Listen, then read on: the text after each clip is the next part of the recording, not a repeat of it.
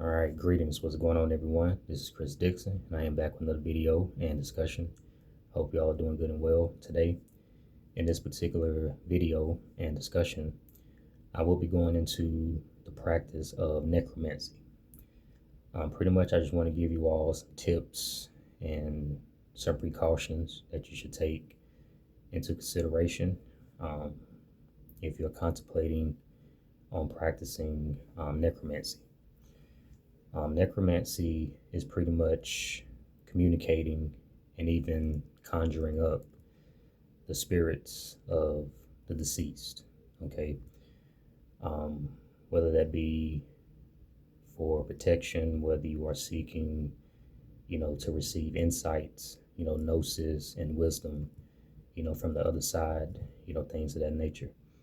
But necromancy is conjuring up and communicating with spirits of the deceased, right?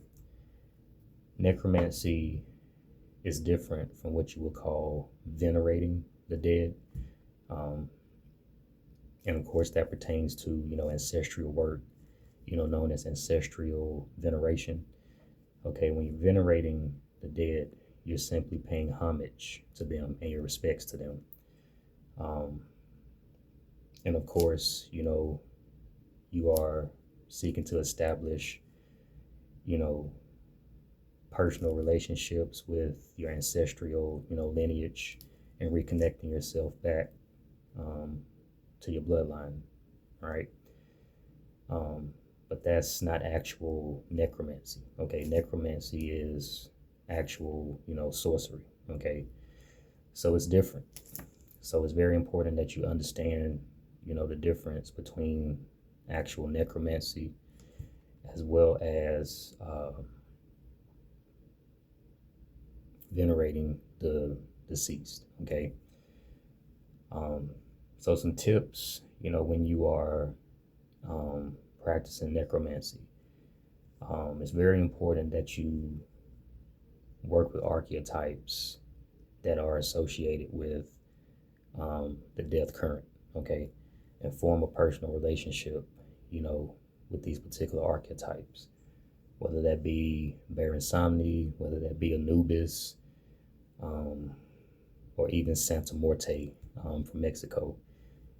Santa Muerte is actually the primary archetype that I work with, when I'm doing necromancy and any form of ancestral, work. I work with Santa Muerte. And it's very important that you work with these archetypes because they are the safeguard and the intermediaries between the spirit realm and the physical. So they will work on your behalf to ensure that you have a successful, necromancy, experience, or any other, ancestral work that you're doing, right? Because what they will do is they will protect you and keep away any type of imposter spirit that may try to play the role of a deceased relative that you're trying to make contact with, right? So they will keep those types of spirits away and ensure that the actual spirit of that deceased relative or loved one is conjured up, right? So that's why it's very important to work with archetypes that are connected to the death current, right?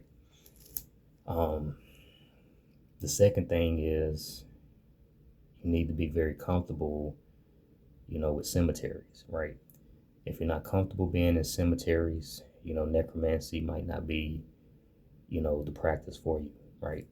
So it's very important that you get very comfortable, with cemeteries, go to the cemetery, whether it's a random cemetery where you don't know any of the spirits there, like you don't have any loved ones there, or even go to a cemetery where you actually have, loved ones, if that's what makes you more comfortable. But going into a cemetery and just simply walking around, right? Just walk around the cemetery, you know, um, before you go in. This is what I do. I always tell the spirits of the cemetery that I come in peace and I come with respect, right? Um, and to welcome my presence, right? So I send that, um, I send my intentions out um, before I go in, right? And pretty much I just walk around, I don't always do necromancy in the cemetery. You don't have to always go to the cemetery to do this type of work. You can do it, at home, at your ancestral altar, right? Um, but cemeteries, of course, is the common place, where necromancy is practiced, right? So getting comfortable, being in cemeteries is very important, right? Um, and always, be clear about, what you're doing, right? What your intentions are. Why are you seeking, you know, assistance from, deceased, spirits, right? Um, so never go into it, without any clear intentions, right? And it's very important that you always, when you work with spirits of the deceased, you know, just like working with a deity, right? You always want to give offerings, right? Whether that be uh, tobacco, right? So you can have you a good cigar, right? You can bring with you to the cemetery. Of course, if you don't smoke, you can just simply burn it, you know, that'd be just as good. Uh, but if you do smoke, you can take you some puffs, blow it over, you know, the grave, right, of that particular deceased, individual. Okay. Cigarettes are good, same thing. Uh, Always good to bring some water, spirits, enjoy, water, right? So bringing a bottle of water, pouring it over the graves, that's another good offering.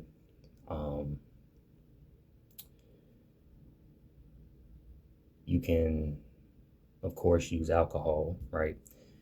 But with alcohol, of course, you want to be, careful, with utilizing, alcohol, um, especially if have alcoholism, in your ancestral lineage, right? Because that can actually, give birth to an actual, problem, right? So you don't necessarily have to use alcohol if you don't feel comfortable, right? But if you do, you know, um, and you feel, confident, in using it, you know, do so, right? And even sometimes, money, is also another good offering. And, even, when you're not just working with spirits of the deceased at the cemetery, even if you take some graveyard dirt, for whatever spiritual workings that you're seeking, graveyard dirt, it's very important that you leave an offering, right? In some cases, some money, right, is what spirits will desire, whether it be $5, what I'm saying, it can be $10, depending on what you're seeking, but just understand that nothing is free, right? The cemetery is not a place where you go into and you just take, graveyard dirt and you just go and seek counsel from spirits of the deceased and you don't have to pay up, right? So you have to pay, something, right? Um, and of course, you want to have you a skull, okay? Here's my skull. This one is made out of resin. Okay. Um, so get you a good skull made out of resin, or if you have, the funds, you can even seek to get you a real human skull. But it's going to cost you some money, right? Uh, but if you can't afford a real human skull, getting you a skull that's made, from resin, okay. Some people may even use glass skulls, right? Um, I would avoid um, plastic skulls, directly. Uh, so seek to use, skulls that, you know, that's rooted in, you know, the earth element, you know what I'm saying? That's just me. And a lot of, practitioners, of necromancy would um, say the same thing, right? But the skull, it serves as pretty much a communication device, that, the spirits can communicate with you, via telepathy, right? Um,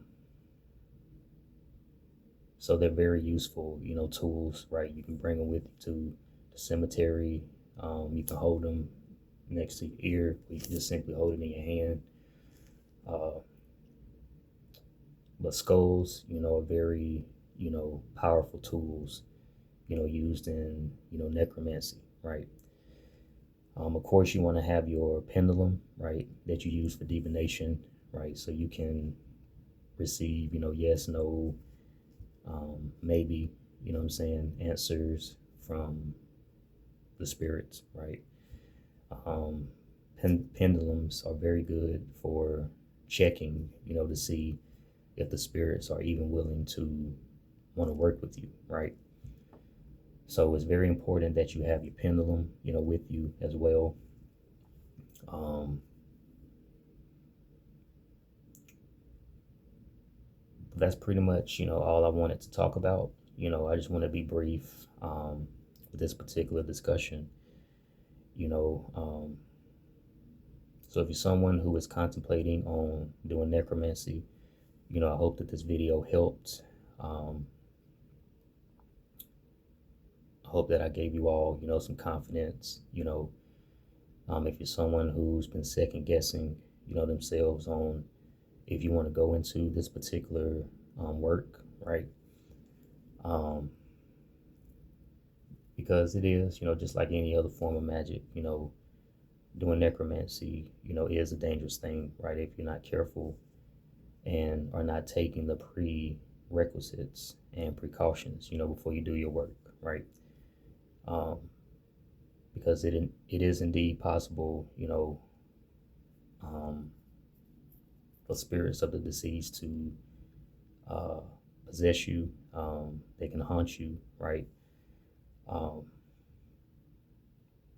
so it's very important that you understand these things.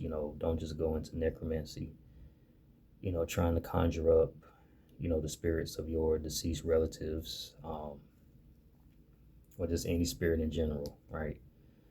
Um, Without first, taking the proper prerequisites, right? And precautions. And of course, can't stress it enough, work with deities and archetypes that represent, the death current, right? And consort with them first to see if they're willing to help you, themselves. And of course, work with you, with your necromancy, right? So divination um,